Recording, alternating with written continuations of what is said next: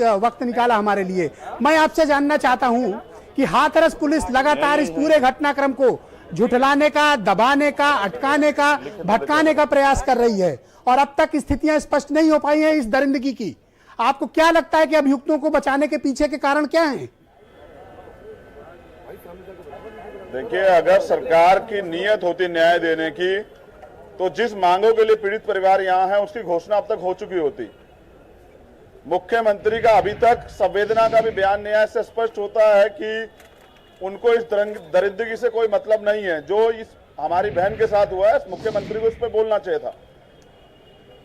मुख्यमंत्री तमाम बातों पे बोलते हैं, आज चुप क्यों है? चुप्पी कब तक रखेंगे? वो नोडल अधिकारी हैं उत्तर प्रदेश के, वो उत्तर प्रदेश के गार्जियन है। अगर उनके नेतृत्व में ये सब चीजें हो रही हैं तो अपराधियों को संरक्षण देने से क्या अपराध बढ़ेगा या कम होगा?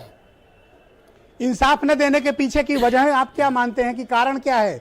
क्या दरिंदों को बचाया जा रहा है और कौन लोग हैं जो बचा रहे हैं? बैठे लोग, सत्ता में बैठे लोग अपराधियों का संरक्षण कर रहे हैं। वैसे भी अपराधी जो है मुख्यमंत्री की जाति से हैं, तो मुख्यमंत्री को यह सोचना चाहिए कि पीड़ितों की जाति नहीं होती है। वो तो पूरे प्रदेश के मुख्यमंत्री हैं।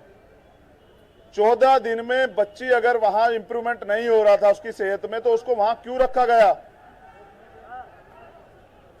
अगर वहां इंप्रूवमेंट नहीं हो रहा था तो वहां से उसको हायर सेंटर रेफर क्यों नहीं किया गया? यहां जहां रेफर किया गया, यहां पीड़ितों के परिवार के साथ सफदरजंग हॉस्पिटल के डॉक्टर बदतमीजी करते हैं, उनको यहां से भगाते हैं, उनसे पूछते हैं कि तुम्हें किसने एडमिट किया, किसने अथॉरिटी दी, कौन लेके आया है? यहां पीड़िता के इलाज में लापरवाही, इसकी जिम्मेदार कौन है? पुलिस की सुरक्षा वापस क्यों चली जाती है? 8 दिन क्यों लग गए गैंग रेप की FIR लिखने में? धारा बढ़ाने में 8 दिन क्यों लग गए? क्योंकि कोशिश थी कि मामला जल्दी दब जाए। अलीगढ़ इसलिए रखा जा रहा था कि मामला यहीं का अलीगढ़ में खत्म हो जाए। वो तो आप जैसे जिम्मेदार साथियों ने आवाज उठा दी, आप मीडिया के लोगों ने बात पूरे देश दुनिया तक पहुंचा दी, तो सरकार को झुकना मजबूरी में जो है सरकार को जनता के दबाव के आगे उसको भेजना पड़ा। लेकिन एम्स की जगह सफदरजंग क्यों? 14वें दिन क्यों गिरफ्तारी? अब आपकी क्या डिमांड है? अब तक चंद्रशेखर जी, अब आपकी क्या डिमांड है? कोई मंत्री, कोई, देखिए मांग यही है कि पहले पीड़ित परिवार को न्याय दिया जाए, फास्ट ट्रैक कोर्ट में मुकदमा चले, ऐसे अपराधियों को सख्त सजा दी जाए, फांसी की सजा, क्योंकि हिनियस क्राइम है ये। इस पूरे घटनाक्रम की CBI जांच हो। जिन अधिकारी कर्मचारियों ने इसमें लिपापोती की है, अपराधियों को मदद करने का काम किया, उन पे सख्त कार्रवाई सेक्शन 4 में उनके ऊपर मुकदमा दर्ज हो। पीड़ित परिवार को सुरक्षा मुहैया कराया जाए। पीड़ित परिवार को अभी तक धमकियां मिल रही हैं, उनका पुनर्वास करा जाए, गांव से उनको निकालकर शहर में लाया जाए, जिससे कि वो सुरक्षा की भावना में न्याय की लड़ाई को मजबूत कर सके। और अगर ये लड़ाई वो मजबूती से लड़ते तो और बहनों को भी न्याय मिलेगा, उनका भी न्याय के प्रति, कानून के प्रति विश्वास बढ़ेगा। चंद्रशेखर जी, जिस प्रकार की बर्बरता हाथरस की गुड़िया के साथ हुई को दी जाए, वो बहुत स्तब्ध करती है। और डे 1 से 14 सितंबर से हाथरस पुलिस का रोल देखें आप, 8 दिन उनको लग गए बयान लेने में बिटिया का। और अगर हालत खराब थी तो उसको एम्स क्यों नहीं भेजा गया? धारा 164 में मजिस्ट्रेट के समक्ष बयान क्यों नहीं कराया गया?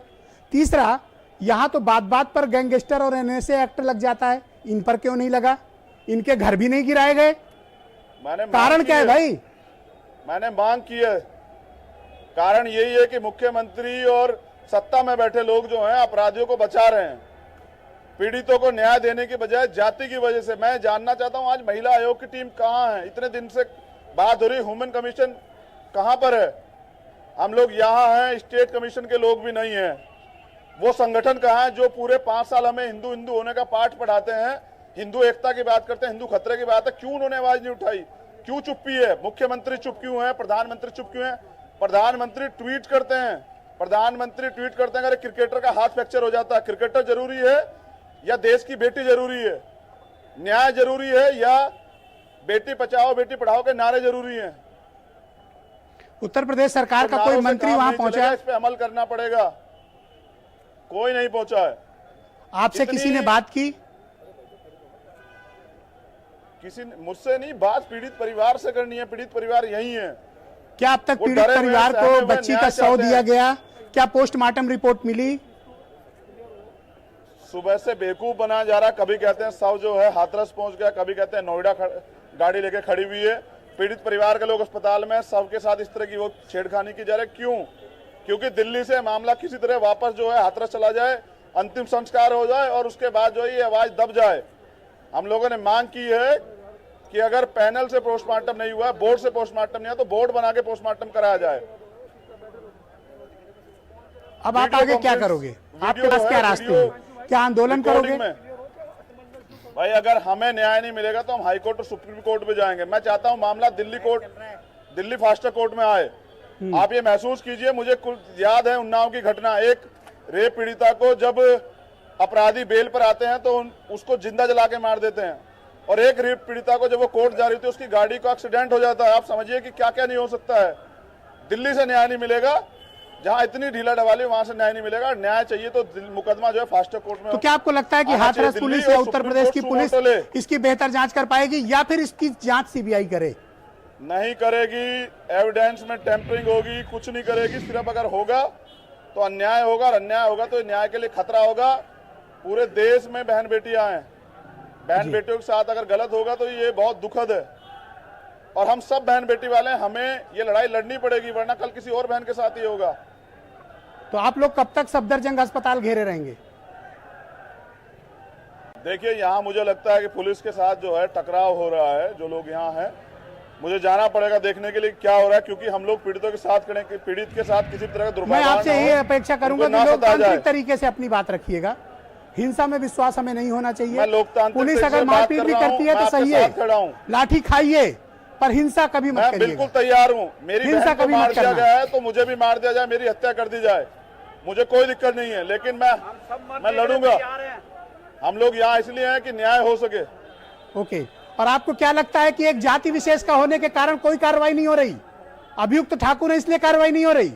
देखिए, इसलिए नहीं हो रही क्योंकि मुख्यमंत्री के परिवार के लोग हैं। मुख्यमंत्री अगर सबके मुख्यमंत्री हैं, दलितों को, बेटियों को भी उत्तर प्रदेश की बेटी मानते हैं तो आके स्टेटमेंट दें, पीड़ितों की मांग को माने और ऐसे अपराधियों को सबक सिखाए जी। तुरंत उन पे कार्रवाई करें, जो दूसरे लोगों को इसका मैसेज जाए और अपराध करने से पहले लोग 1000 बार सोचें। बहुत बहुत शुक्रिया, और अपना ध्यान रखिएगा। मैंने आपसे फिर निवेदन किया, हिंसा में किसी तरह का विश्वास नहीं होना चाहिए। डेमोक्रेटिक तरीके से अपने आंदोलन को चलाइए।